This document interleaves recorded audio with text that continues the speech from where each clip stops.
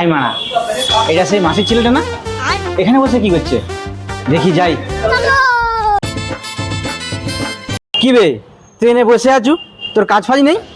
না রে, আমার কাজ ফাজ নেই। আমার গুরুদেবটাও তো দেশে গেছে, ওই জন্য আমি কার কাছে কাজ করব? ওই জন্য আমি খাচ্ছি যাচ্ছি ঘুরছি, নিচে এসে বসে আছি।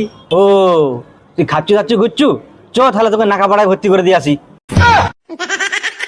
বক্কা চোদা, আমি কি এখানে নাকাপাড়ায় ভর্তি হতে এসেছি? আমি তো এখানকে কাজ শিখতে এসেছি। এরকম করে তোর কাজ শিখা হবে? তোর তো গুরুদেব তো নেই।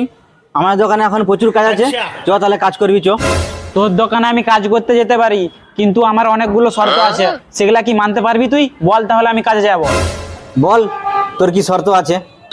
এক, আমি যখন তখন বিড়ি খাবো, আমাকে কিছু বলা যাবে না।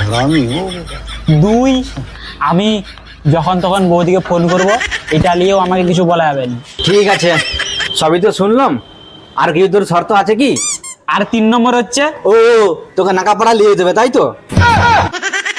বক্কা চোদা, সবসময় খালি নাকাপাড়া নাকাপাড়া। আমার কথাটা তো শুন, আমাকে সপ্তাহে একবার করে মদ খাইতে হবে। ও, তাই খাবি চ।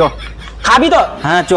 এই কথাগুলা যদি আমার না মানা হয়, আমি কিন্তু তোর কাছে কাজ করবো না, পালিয়ে যাবো আবার। ঠিক আছে, তুই চলাই। মানবি তো? হ্যাঁ, তুই আয় না।